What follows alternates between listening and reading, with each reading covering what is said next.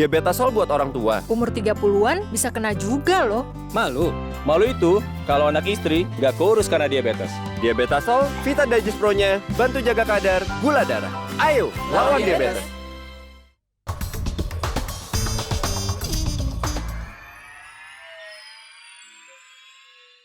Dipersembahkan oleh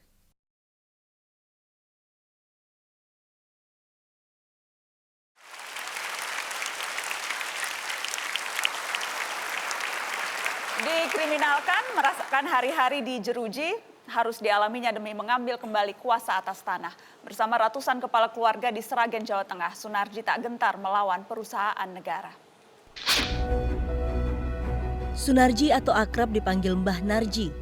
Pria asal Sragen, Jawa Tengah ini harus merasakan bui setelah divonis 1,5 tahun penjara. Ia dituduh menghasut warga untuk merusak fasilitas milik BUMN PT Perkebunan Nusantara 9. Selama bertahun-tahun, Narji bersama warga Sambirejo Sragen berusaha memperjuangkan kembali tanahnya yang dikuasai PT PN 9. Tanah seluas 425 hektar itu berpindah tanah seiring meletusnya peristiwa 65. Segala cara dilakukan untuk merebut lahan, baik lewat jalur hukum, juga turun ke jalan berdemonstrasi. Namun upaya memperjuangkan hak harus dibayar Narji dengan ganjaran penjara pada 2014 lalu. Perjuangan belum berhasil. Sampai sekarang, Narji dan 700-an kepala keluarga masih menuntut haknya atas lahan.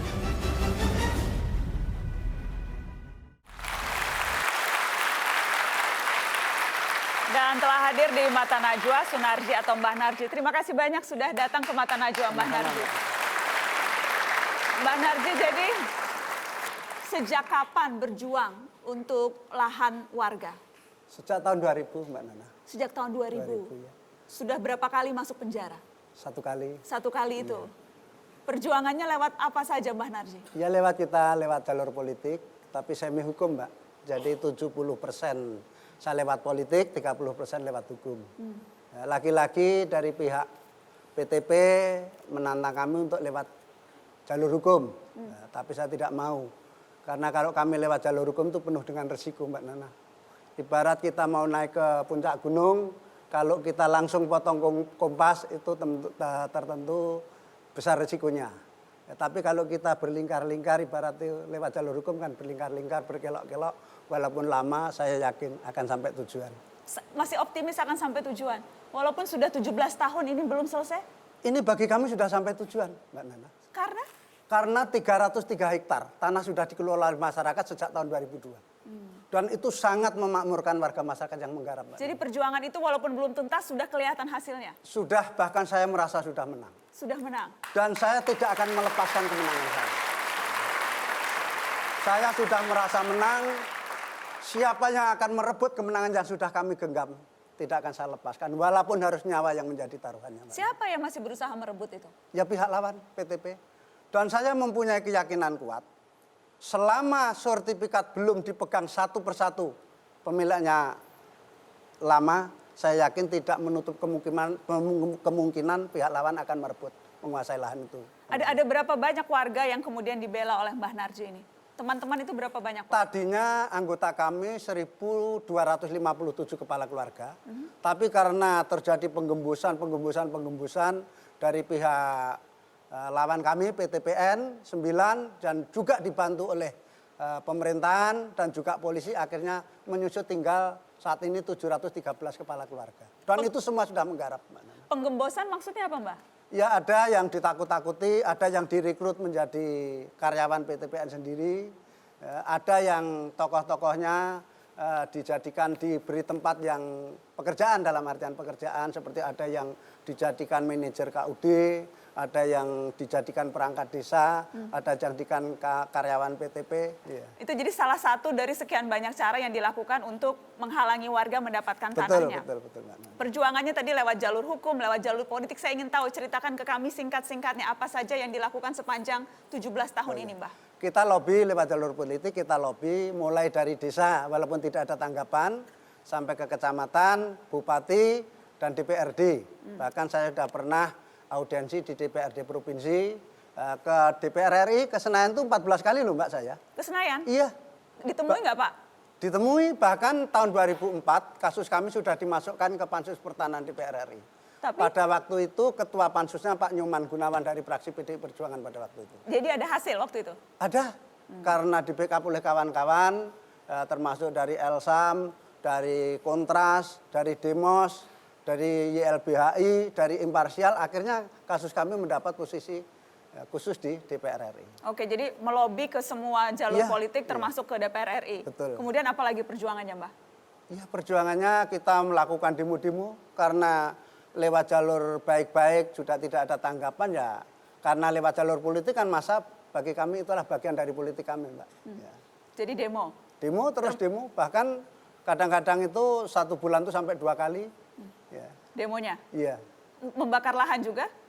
Kalau membakar lahan enggak, tapi kalau membersihkan dengan cara dibakar jadi ditebang dulu. Ya, karena kalau kita hanya Tapi yang dibakar tombah itu namanya? iya, tapi bukan masih tanaman kita bakar enggak. Jadi Ditebang dulu karena kalau yang menggarap lahan itu hanya 1-2 orang, mungkin didatangi polisi dan preman PTPN, akhirnya saya kerahkan 200 orang untuk membakar membersihkan itu. Nanti kalau sudah bersih siapa yang menggarap silahkan monggo. kita ada videonya? Kita lihat yang berikut ini.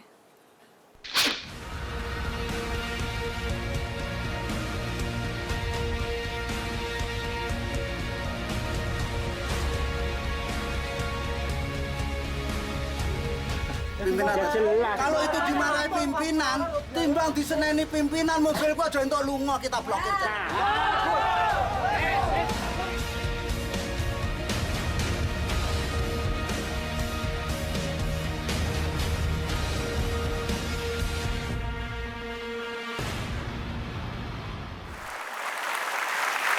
Mbak Narji, jadi tujuannya membersihkan lahan agar kemudian lahannya bisa ditanami, digarap, iya. bisa digarap oleh petani. Iya, karena kan mau semak belukar, Mbak. Jadi sebetulnya karet itu sudah idealnya ya, itu mestinya sudah ditebang 10 tahun yang lalu.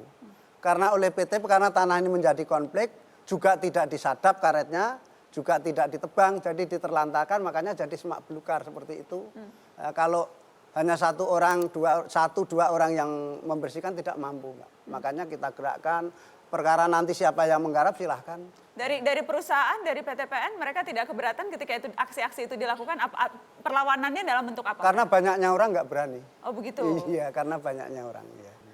Mbak Narji juga mendapatkan teror, intimidasikah dalam proses ini? Berulang kali, Mbak. Tahun 2003 leher saya sudah ditaruhi celurit oleh centeng PTP. Padahal itu yang namanya Pak Karman itu residipis buangan dari Nusa Kambangan. Kemudian jadi dikarungi celurit, diancam dibunuh, apalagi intimidasinya? Rumah saya tanggal 17 Januari 2007, waktu saya diundang ke Kanwil karena HGU PTPN 9 itu habis 31 Desember 2006. Saya 17 Januari diundang ke Kanwil, begitu saya di sana rumah saya hampir rata dengan tanah. Katanya lebih dari 150 orang mendatangi rumah kami dan dirusak parah sekali, Mbak. Habis-habisan itu, Pak? Habis-habisan. Sempat juga ada upaya merayu dengan uang? Oh, sering. Bahkan terakhir, Mbak, lewat seorang kepala desa.